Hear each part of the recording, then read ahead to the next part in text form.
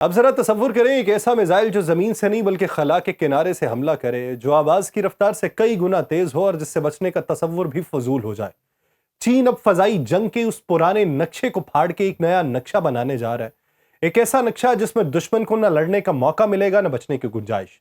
چینی سائنٹسٹ نے حالیہ تجربات میں ایک ایسا ہائپرسونک ایئر ٹو ایئر میزائل آزمایا ہے جس کی رینج 800 سے 1000 کلومیٹر بتائی جا رہی ہے۔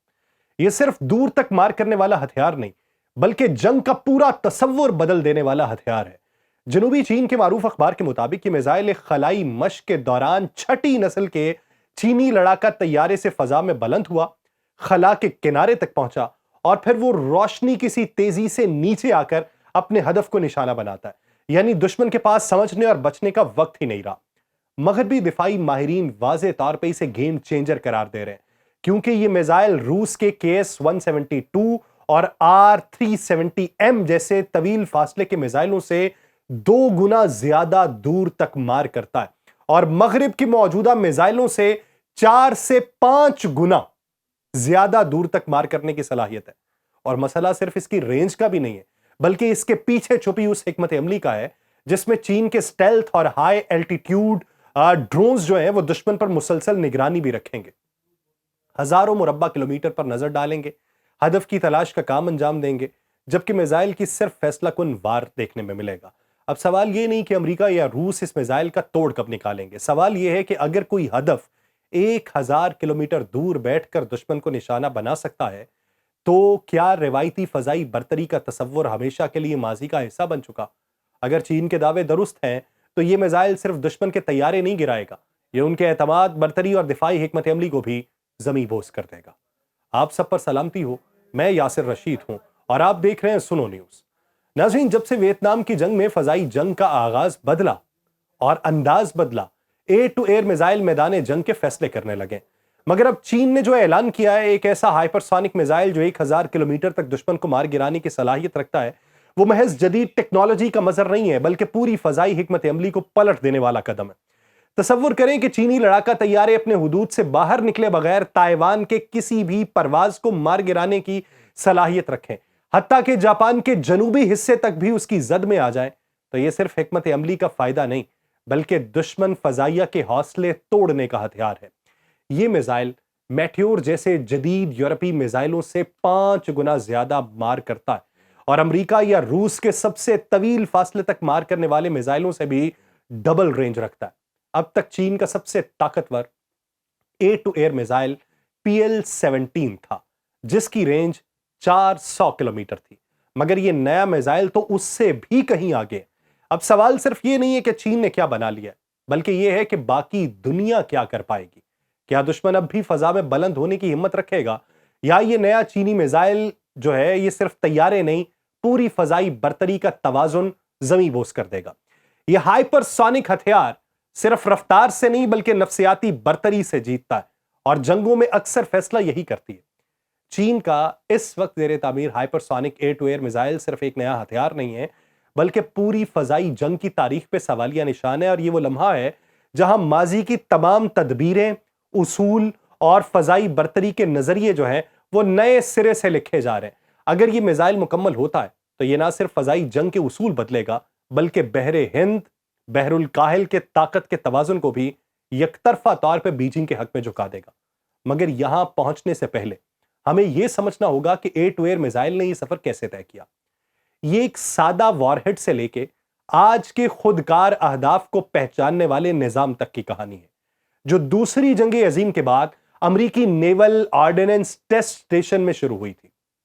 1956 میں جب امریکہ نے پہلا ایئر ٹو ایئر میزائل یعنی AIM-9 متعارف کروایا تو یہ کسی معجزے سے کم نہیں تھا۔ یہ دشمن طیارے کے انجن سے نکلنے والی گرمی کو خود بخود شناخت کر کے اس کا پیچھا کرتا تھا۔ فائر اینڈ فارگیٹ موڈ نے لڑاکا طیارے کو یہ سہولت دے دی کہ وہ میزائل چھوڑنے کے فوراً بعد دوسرے ہدف کی طرف متوجہ ہو سکے، مگر اس وقت کا انقلاب آج کے جدید دور میں صرف ایک پرانی کہانی لگتا ہے۔ AIM-9B جیسے میزائلوں میں جہاں طاقت تھی وہیں محدود بھی تھی، اور انہی محدود رویوں کی وجہ سے آگے نکلنے کی جستجو نے دنیا کو آج یہاں تک پہنچایا، ایک ایسے موڑ کے اوپر جہاں چین کا نیا ہائپرسونک میزائل مستقبل کے تمام فضائی نظریات کا تعین کر لے گا۔ پہلے دور کے میزائل جیسے AIM-9B دشمن کے طیارے کی دم سے نکلنے والی گرمی کو پکڑ کر پیچھے سے حملہ کرتے تھے۔ سامنے سے وار کرنا ان کے بس کی بات نہیں تھی، کیونکہ ان کی آنکھیں یعنی حرارت پر نظر رکھنے والے سینسر صرف پیچھے سے آنے والی تپش پہچان سکتے تھے۔ وہ بارش یا نمی کے موسم میں اندھے ہو جاتے تھے اور ان کا ہدف جو تھا وہ صرف 2 سے 5 کلومیٹر کے اندر ہوتا تھا، یعنی دشمن اگر ذرا بھی ہوشیار ہوتا تو وہ بچ نکلتا۔ سوویت یونین نے جلد ہی اس دوڑ میں شمولیت اختیار کی۔ اس کا K5 میزائل ایک بالکل مختلف منطق سے کام کرتا تھا۔ اس میں خود اپنا ریڈار نہیں تھا، بلکہ وہ میزائل چلانے والے جہاز کے ریڈار پہ انحصار کرتا تھا۔ مطلب یہ کہ جب تک میزائل دشمن کی طرف اڑتا، طیارہ خود بھی خطرے کی زد میں رہتا۔ اسے اپنا ریڈار مسلسل ہدف پر جمائے رکھنا پڑتا اور یوں وہ دشمن کے کاؤنٹر میزائل کا آسان نشانہ بن جاتا۔ پہلے دور کے میزائل AIM-9B دشمن کے طیارے کی دم سے نکلنے والی گرمی کو پکڑ کے پیچھے سے حملہ کرتے تھے۔ سامنے سے وار کرنا ان کے بس کی بات نہیں تھی، کیونکہ ان کی آنکھیں یعنی حرارت پہ نظر رکھنے والے سینسر صرف پیچھے سے آنے والی تپش پہچان سکتے تھے۔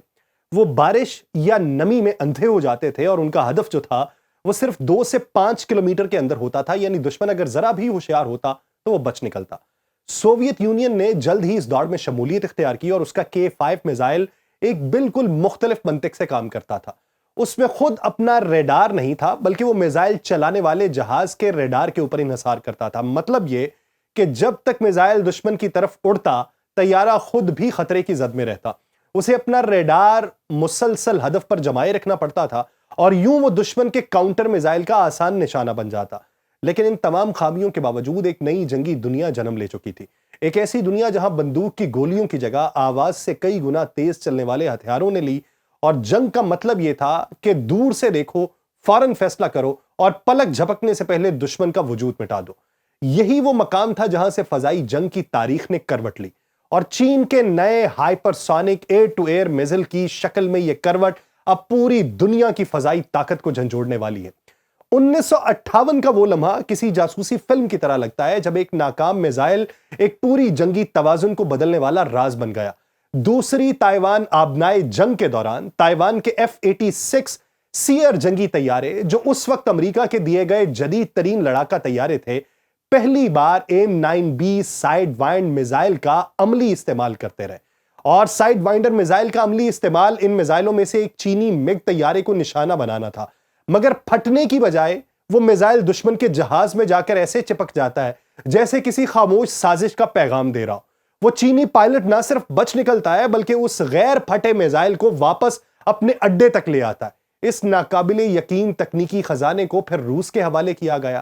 روسی انجینئرز نے اس میزائل کا ایک ایک پرزہ الگ کر کے اس کا راز سمجھا، اور صرف 3 سال کے اندر روس نے اس کی نقل بنا کر 1961 میں K-13 ویمپل نامی میزائل تیار کر لیا۔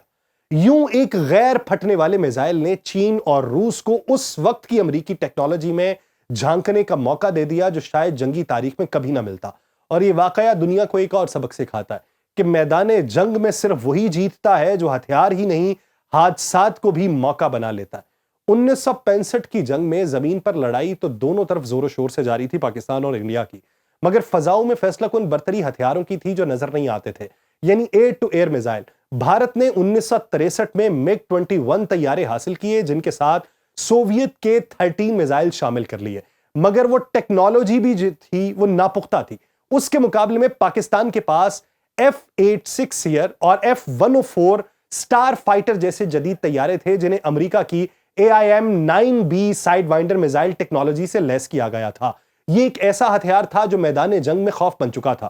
جنگ کے دوران پاکستانی فضائیہ نے کم از کم 3 حریف طیارے میزائل کے ذریعے مارے تھے۔ کچھ ذرائع یہ بھی بتاتے ہیں کہ بہت کم سیئر طیارے میزائل سے لیس تھے، مگر بھارتی پائلٹ کو ہر بار یہ سوچنا پڑتا تھا کہ شاید سامنے والے جہاز کے نیچے جو ہے وہ سائیڈ وائنڈر نصب ہو۔ یہی نفسیاتی دباؤ فیصلہ کن تھا، کیونکہ جب پائلٹ کو شک ہو کہ سامنے والا دشمن اس پر بغیر انتباہ حملہ کر سکتا ہے تو اس کی مہارت اور تجربہ بھی محدود ہو جاتا ہے۔ اس جنگ نے ایک تلخ حقیقت آشکار کی، فضائی لڑائی میں مہارت، رفتار کافی نہیں ہوتی، بلکہ جدید میزائل ٹیکنالوجی کا ہونا جنگی حکمت عملی کو یکسر بدل دیتا ہے، اور یہی وہ موڑ تھا جہاں ایئر ٹو ایئر میزائل نے جنگ کا چہرہ ہمیشہ کے لیے بدل دیا۔ جنگ کا وہ زمانہ ختم ہو چکا جب پائلٹ کو دشمن کو دیکھ کے فائر کرنا پڑتا تھا.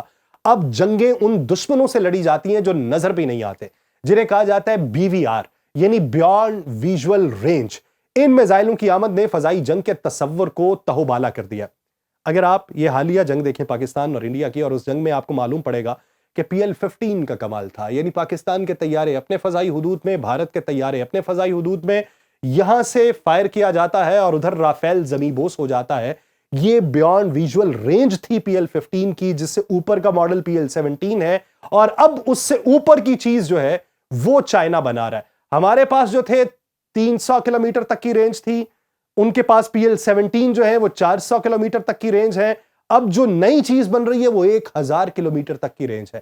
آج کے دور میں یورپی میٹیور اور امریکی AIM-120D جیسے میزائل 200 کلومیٹر تک اپنے ہدف کو نشانہ بنا سکتے ہیں, جبکہ چین کا PL-15E اسی فاصلے تک مار کرنے کی صلاحیت رکھتا ہے. لیکن اصل چونکانے والی بات یہ ہے کہ اس کا مقامی ورژن PL-15 300 کلومیٹر کی حد تک دشمن کو زمین بوس کر سکتا ہے. اس کے ساتھ روسی R-370M, KS-172, چینی PL-17 اور امریکی AIM-174B جیسے میزائل 400 کلومیٹر تک مار کر سکتے ہیں, یعنی ایک شہر سے دوسرے شہر تک کا نشانہ لینا. روس یوکرین جنگ اس ٹیکنالوجی کی حقیقت کو سامنے لاتی ہے کہ جولائی 2024 میں ایک روسی Su-35 نے ایک یوکرینی MiG-29 کو 213 کلومیٹر کے فاصلے سے مار گرایا تھا, جو اب تک کا ایک ریکارڈ ہے. لیکن یہ محض ایک میزائل نہیں, بلکہ یہ پیغام تھا کہ اب فضائی حدود کا مطلب زمین پر لگی لکیریں نہیں ہوتی, آسمان میں موجود غیر مرئی موت ہوتی ہے.